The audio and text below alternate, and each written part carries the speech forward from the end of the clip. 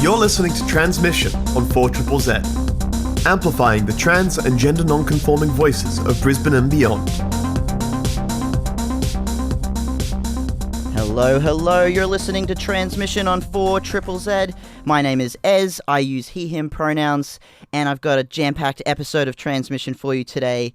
It's actually pretty exciting for me because I got to interview someone that I'm been a fan of for a while, and long before Tranzmission even existed. So I'm very excited to interview Dr Yves Rees today.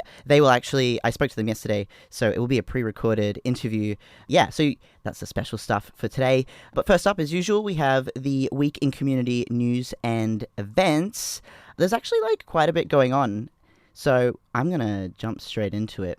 So there's the Sapphics Spring Fling, which the location will be at La La Land in Fortitude Valley on Friday, October 7th at 9 p.m. Sapphics is back with our Spring Fling. Hold on to your flower crowns because this is going to be a big one. Meanjin Sapphic community is invited to a night of dancing, connecting, and springtime joy from 9 p.m. at La La Land. We will have a couple of DJs, a photographer, and a special appearance by a local performer. So yeah, check that one out. There's also the Mystical Menagerie Murder on the Dance Floor, which will be at Backdock Arts, also in the Valley, on Saturday, October 8th from 6 p.m. There's been a murder on the dance floor. Can you figure out who the killer is before they get you?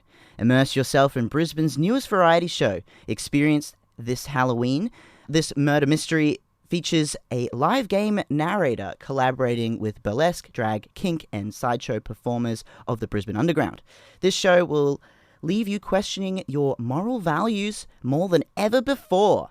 So yeah, you're going to have Lord Cerberus, Busybody, Ophelia Novak, Barbie Banks, Arlo Mythic, and the MC Kenazi. There's also the QC Mental Health Week gathering for 2022. So this will be at New Farm Neighbourhood Centre on Saturday, October 15th from 11 a.m. till 3 p.m. Join us for a community-inclusive art workshop, barbecue and games day for all LGBTQIA+ community members and allies to come together, celebrate and discuss community mental health and how inclusive safe spaces can contribute to developing a positive relationship with mental health, the sense of self, and the community through art and alternative board games with the addition of an all-inclusive barbecue. So that's a free event there put on by QC on October 15th down in New Farm. There's also, because it's spooky month, there's Halloween this month, which I'm a personal fan of Halloween. I think it's a great time of year to be able to dress up and be whoever you want to be for fun, whether that's spooky or not. As a trans person, dressing up is a lot of fun. We're all about it. And Evil Zed, which is going to be a really cool spooky event down at Grease's in Fortitude Valley on Saturday, October 29th from about 2 p.m. Yeah, there's going to be best dressed prizes and stuff like that. But I've actually got a little spot I want to play because it's really good. So we'll have a listen to Evil Zed. 4ZZZ is reanimating the dead and summoning the evil spirits for a Halloween sonic slaughter at Greaser Bar on Saturday, 29th October. Evil Zed is our multi-genre party. And in the garage, we have Digital, Bacchus Harsh, Naarm Shub, Hallucinogenic versus Cardiac Arrest, Micmac and Schizoid B2B Synonymics, Sniffer Dog, SLK, Xenolith, B-Rock and Radley, Sam P3. Sound provided by PK Sound and lighting by Lightbomb. Prizes for best costume from Berserk Clothing. This is going to be a hell of a party. Saturday, 29th of October. Get your tickets for Evil Zed through Moshtics now. $25 full price or $20 for 4ZZZ subs. Yeah, that sounds sick. I'm so excited. So yeah, punk, thrash, metal, techno, bass, hardcore, and some drum and bass in there as well. Also, the Snouts are playing, which there's a track that we play quite regularly on Tranzmission by the Snouts called 5 Times, also known as the Dysphoria song by a lot of people who listen. Yeah, they'll be performing as well. So hopefully a lot of Tranzmission crew will be there as well, celebrating some Halloween and some spooky stuff. In the sort of long-term / short-term future in November, there's Revel in the Queer, which will be at Brisbane Powerhouse in New Farm on Saturday, November 26th from 3 p.m. onwards. Come one, come all to the Pleasure Dome as Revel in the Queer takes over in an exhilarating celebration of the young and the young at heart. Young LGBTQIA+ and questioning people are invited to this uplifting, safe space for an afternoon extravaganza of queer culture and identity. Roll up with friends, family, your dog, and even your nan to enjoy a queer megamix of talent from across Australia. Revel in the afternoon sun, rejoice in spectacular performances, delight in delicious food, and connect with the community to conjure bright futures together. This is a free event. All the events that I'm actually mentioning this morning on Tranzmission can also, there'll be a link and everything up on the Tranzmission Facebook page at Trans Radio with Z, so you can check all these awesome things out. We are now going to do some news. So this is sort of a bit of context for this one. So California governor signs bill offering legal refuge to trans kids and their families. So just a bit of an update. In Alabama and some of the southern states and more conservative states of the US, they've made it very difficult for families to help trans minors have access to gender affirmation care, including medical care, puberty blockers, and other forms of hormone therapy.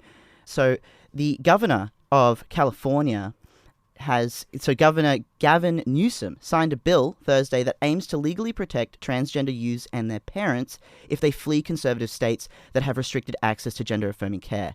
The bill seeks to offer refuge to trans minors and their families if they're being criminalized in their home states.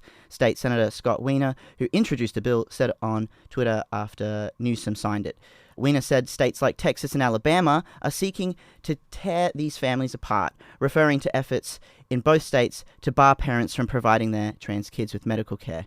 So this is some really good news. This is really cool that the governor of California is actually trying to allocate some spaces so people can flee and do the right thing by their kids and protect them and protect their families. So yeah, there is some good news coming out of the US, albeit from a pretty bad situation.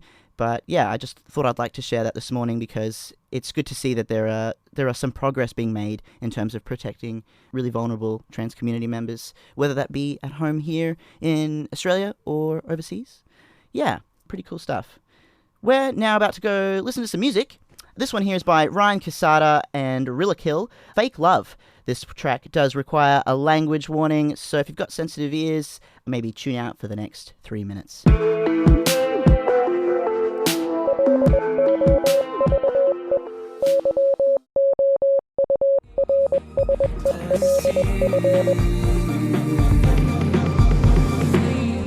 That right there was June Jones, If Only, featuring Katie Day. You're listening to Tranzmission on 4ZZZ. My name is Ez, and I use he, him pronouns.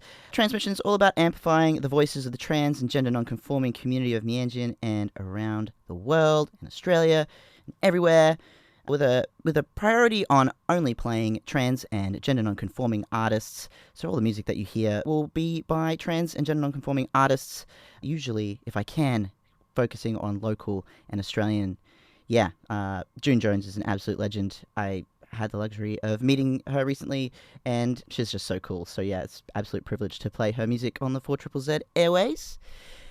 We've got now a really cool segment. So I got to speak to Dr. Yves Rees, who is a writer, historian, podcaster, and transgender advocate. Their work extends across many mediums, from TV appearances with Channel 10's The Project, having regular history segments on ABC Radio Melbourne, as well as features on Triple R and 3CR.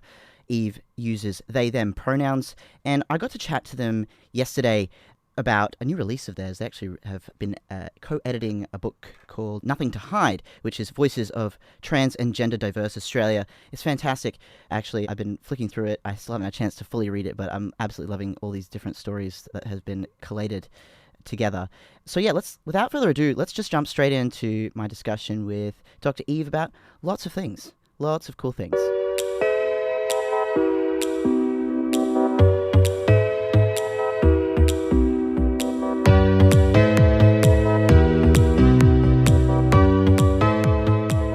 So, would you like to say your name and your pronouns? I'm Yves Rees, and my pronouns are they, them. Excellent. Thank you so much for joining me today. It's a pleasure to be here. Thank you for having me. I just wanted to start with a question in relation to All About Eve. So I was first introduced to your work, in 2021. And how has life been since the launch of that, since All About Eve? it's been a bit of a whirlwind, I have to say.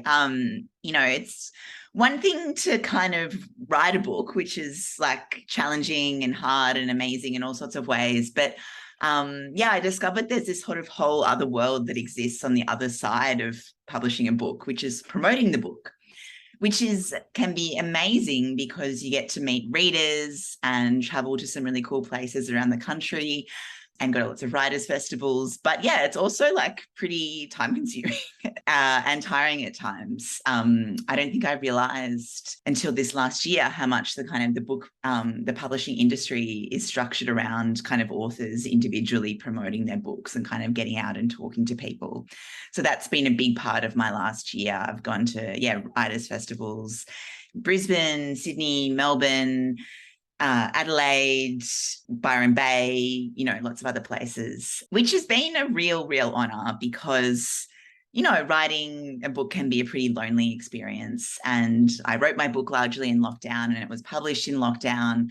And so it just feels so magical to like meet people, like real live 3-dimensional people who have read my book and connected with it in some way or found it meaningful and then wait around to, come to see me talk and wait around to get the book signed. So there's been some real highs because of that. It's also been an eventful year because I had top surgery in November last year. Yeah, which was super excited. It was a stressful period beforehand because it was just like, it was when there were still restrictions on elective surgery here in Victoria where I'm based. So I was, as listeners of this show would know, like there's often a really long, wait time to get top surgery. And so I'd been, planning it for years and years by that point. And then 2 weeks out, I was told that the surgery was going to be cancelled because of the ban on elective surgery.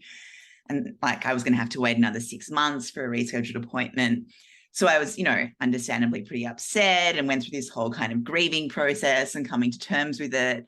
And then a few days later, the government restrictions changed really suddenly. So then they're like, surprise, your surgery's back on. Jokes. Yeah. And I was like, obviously happy, but I was like, oh my God, my head can't get, like, it's such an emotional roller coaster. My head kind of can't get around it. But that was amazing. And I've also in the last year released this co-edited anthology called Nothing to Hide, which is a book that's a collection of trans storytelling from all around. Yes, I quite like it. It's great. And I'm 4 editors and been working really hard over the last few years to get that out. But it was finally came out about a month ago at the beginning of September. And that's been a real joy to see that out in the world. Yeah, I have to say, in terms of Nothing to Hide, I was just talking to my co-producer Kai about this, and we were saying that it's so amazing to see something like Nothing to Hide because its trans stories are just so unique from person to person. Like everyone has such a unique trans experience, and that's what makes this kind of book so invaluable as well, because it's like it's such a great platform for unique stories and individual stories to be amplified, because there are just some trans stories I could never relate to because it's just not my experience. It's fantastic. I do implore people to pick it up. Yeah. So I guess all this stuff ever since, like coming out of lockdown has really been a really great trajectory for you as a trans advocate. Are you tired? Are you tired of advocating?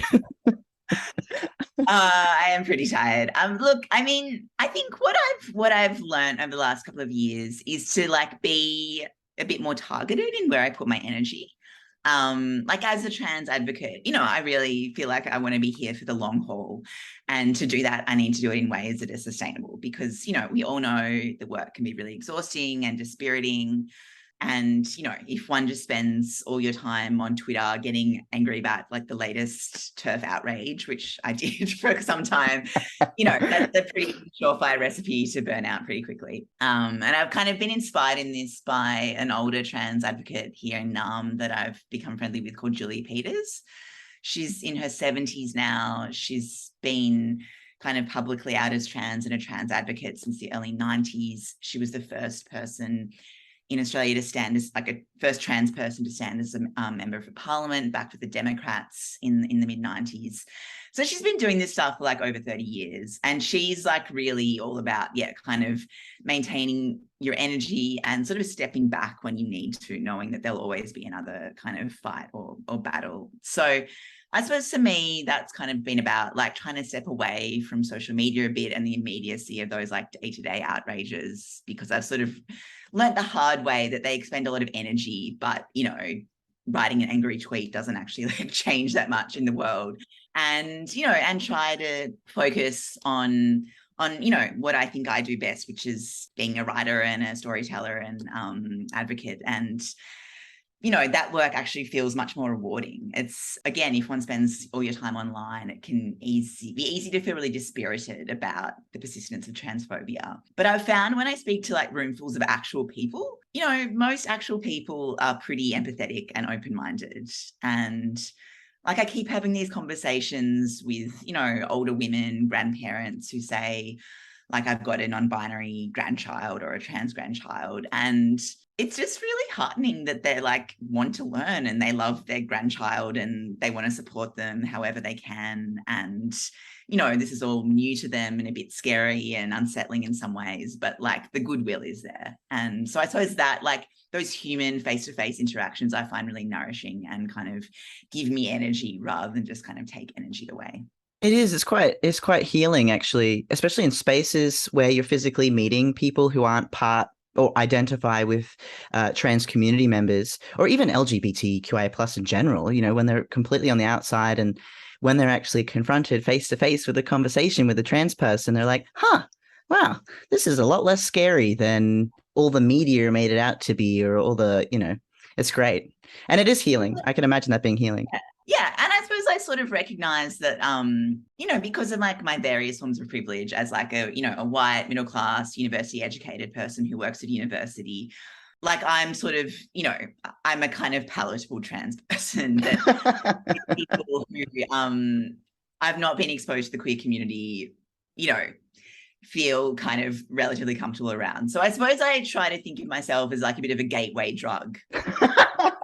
You know, you can meet me, have a conversation about like pronouns or bathrooms, you know, realize trans people are not that scary, and hopefully Next article will be gateway drug trans Dr. Yves Rees. It's like I'll be at the front door, I'll let you in. Yeah, that's kind of how I see my role, I suppose, just to like, you know, be that kind of pretty unthreatening, friendly face that kind of lets people into exploring these really amazing and provocative, but I think really, you know, are really important ideas. Yeah. And thank you for doing that. Cause I think, because I identified as non-binary for a few years while I was very much gender confused. And I sort of was like exploring that spectrum of gender, or however people see gender really. And I remember reading all about Eve and thinking, gosh, it was one of those books, by the way, where I had to like, I read like a couple of pages and I have to put it down and pace, you know, like I'd have to pace for a little bit, being like, oh, there's a lot of information for me to digest. And also when you see your stories as a trans person reflected in media, whether that be in books or television, radio, what have you, it's always so like cathartic to be able to go, oh, wow, this person has had a similar thing to me, but slightly different. Oh, that's nice to know. And there's also lots of different experiences that we get to have. Speaking of experiences, I wanted to know a bit about, because since you're involved in a lot of, you've been on TV a couple of times and you've been in a lot of academic and journalistic spaces. What's that been like throughout your transition? Has it been challenging? Like, yeah, it's complicated, I suppose. Like on the one hand, I really enjoy being in doing lots of different type of work and doing, you know, like doing stuff on TV and radio and journalism and academic spaces, because I think that's just sort of the way my brain works, is I just like find it fun and interesting to learn lots of different skills and be in different workplaces and learn different forms of communicating. You know, in my main day job, I'm a history academic, and, you know, academics are conventionally just like really meant to be quite narrow in their focus and just kind of go really deep on one topic and skill set. But I suppose what I've been learning about myself is that I like doing lots of things. I like being a bit of a kind of jack of all trades, a bit of a dilettante.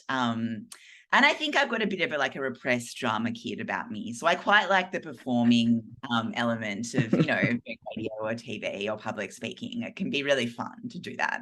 And a nice change from the kind of more solitary elements of researching and writing.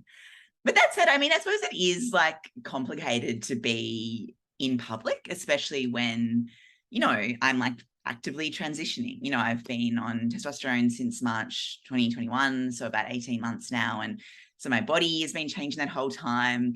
As happens on T, my voice has broken and it's sort of stabilized a bit now, but there was a really awful period a few months back when I was doing quite a lot of public speaking and my voice was just doing that awful teenage boy thing of going like all over the place and like suddenly going up the scale and down and like cracking and sounding hoarse. And it was just like quite excruciating, to be honest, to like be speaking in public and trying to act like, oh yeah, like I'm a like professional who deserves to be here. I've got my shit together, but also like my voice, I can't control my own voice. And it sounds like a really awkward thing, boy. It's so relatable. I've worked in retail spaces and sales, and for some reason, when my voice cracked, it was like it would be fine in conversation with people at home, my private life.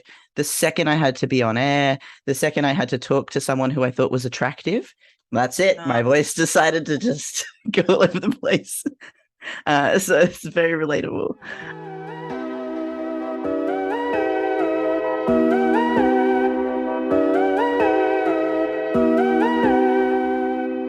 You're listening to Tranzmission, an interview between myself, Ez, and Dr Yves Rees down in Naarm. We're going to have a quick break before we jump back into our interview with them. We're going to listen to a track by the Lazy Susans, Are You Okay?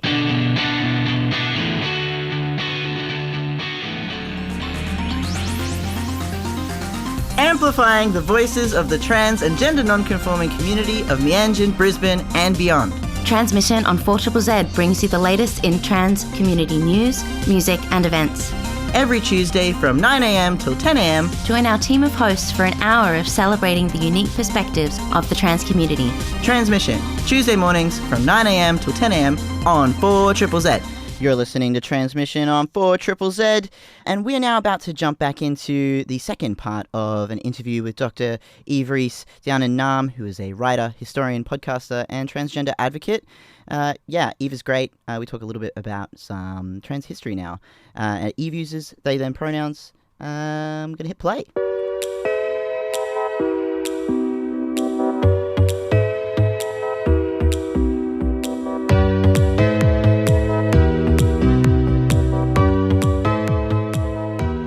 With the power of representation, what do you think that means to you? What does trans representation in media mean for you? Oh, I think it's it's life-saving, really, to be honest. I only recognized I was trans at the age of 30 because of the increased cultural representation I was exposed to. Growing up as a kid in the 90s in Newcastle, there was almost no trans representation, and what was there was really stigmatized and pejorative and largely about trans women. So there was sort of no models of what I could be. And it was only because I started to see like trans masculine and non-binary stories represented that I was like, oh, that kind of sounds like me. And that is really what has motivated to write my book all about Eve and co-edit Nothing to Hide, because as trite as that saying can sound, I really believe it's true that, you can't be what you can't see, that we all learn how to human through the kind of social and cultural scripts we have available to us. And there's a really strong kind of ethical and political imperative to make those scripts as diverse and messy as possible, to reflect the actual messiness and diversity of human experience, and, to allow us all to become the most fully realized versions of ourselves. I've been thinking a lot about the power of cultural representation the last few days because I've been watching the reboot of Heartbreak High on Netflix, and just like so impressed by, all the different identities that are represented. It's got like non-binary characters, so many queer characters of different iterations, autism, like asexuality is represented. And, as a person who sort of identifies on the ace spectrum myself, I found it like extraordinary to see an ace character represented as like a complex and lovable human being. Like I wept seeing that because I realized that I'd never seen that before on, in mainstream culture, but B, that because I'd never seen that, I'd internalized all these ideas about, hypersexuality being natural and normal, and any deviation from that being somehow deviant and wrong and broken.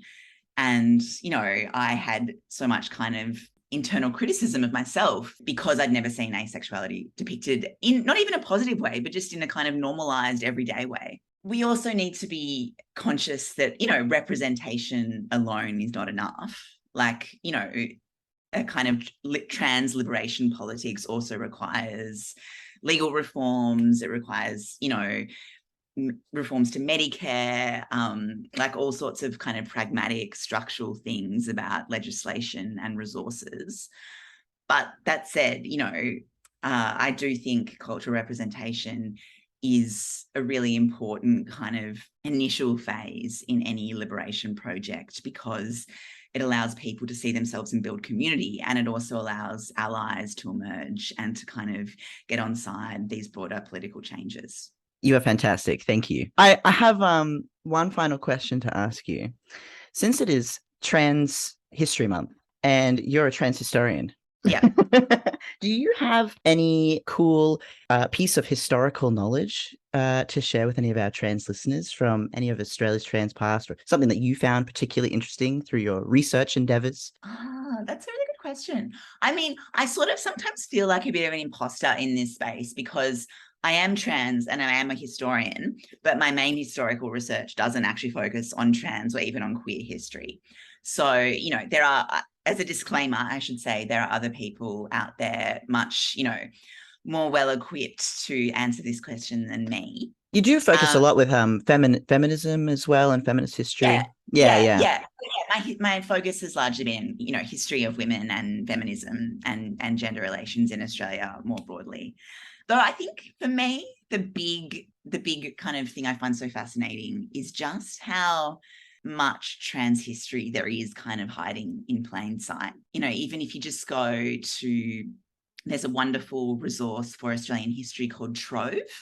It's run by the National Library of Australia. It's basically like a digitized and searchable database of all these historical newspapers and magazines, but also like government documents and government gazettes and and photographs and, all these amazing resources, oral histories as well. Just through looking at that, just through searching on Trove, from comfort of one's own bed or lounge room, you can just find like so much evidence of, what we might now call trans or, proto-trans people in mainstream Australia, all through the colonial history. Of course, they weren't called trans then because that's a more modern term, but people, who were called as like cross-dressers or things like he, she's were so often discussed in the mainstream newspapers of the day. And I mean, the tragic reason is that they were discussed is because they were criminalized. Even though, in Australia, it wasn't technically illegal to be a cross-dresser, vagrancy laws were often kind of weaponized against people who were seen as like gender deviant in public. And so they would be kind of charged with vagrancy when the real problem about them was that they were kind of breaking the gender rules.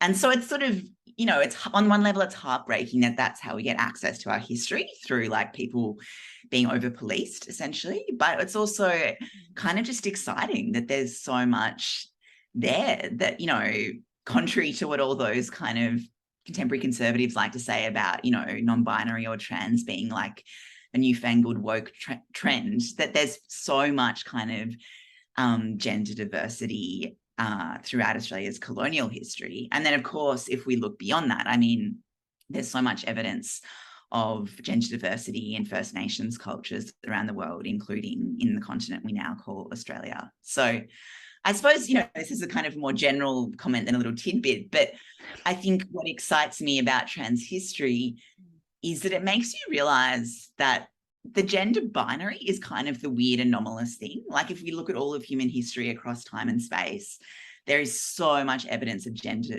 diversity that the kind of, more recent 20th century white Western idea that there's only two genders and that's, natural and inevitable and limited and that's all there ever has or will be.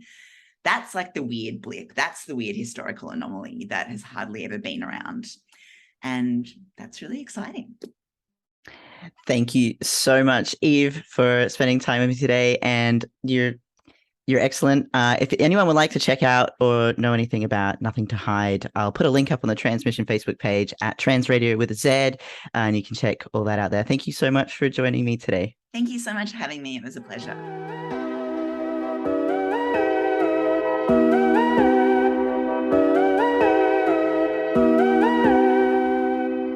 So there you go. That was my interview there with Dr. Yves Rees. Yeah, it was awesome discussion. Thought I'd split it up over 2 parts of the episode today because we just had so much cool stuff to talk about and I didn't want anyone to miss out.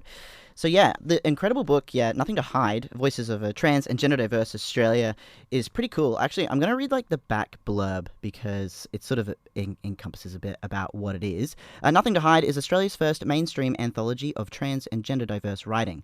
While there has been unprecedented trans visibility in Australia in the last decade, this visibility has not always been positive, shadowed at every step by transphobic misinformation and extremist rhetoric.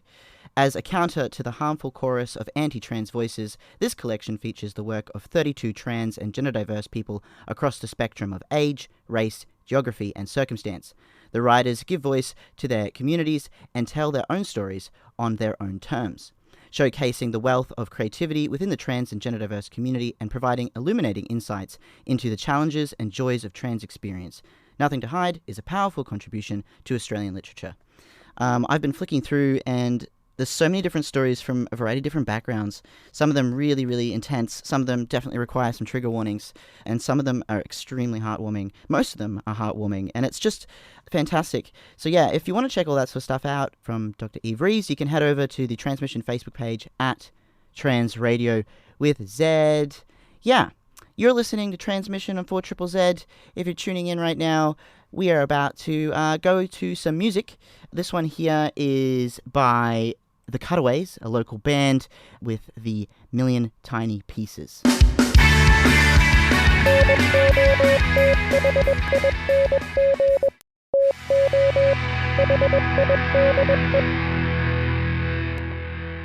Thank you so much for tuning in to Transmission today. Yeah, it's been a great episode. Thanks for tuning in. If there's anything that you missed out that you'd like to listen back to, you can head over to the Transmission Facebook page at Trans Radio with a Z. There's links to the 4ZZZ On Demand. There's links to our podcast. There's lots of different ways you can listen back anytime you like. So yeah, head over there at Trans Radio with a Z. On that note, see you next week. Bye. Thank you so much for listening to Transmission. See you next Tuesday, 9 to 10 a.m. on 4ZZZ.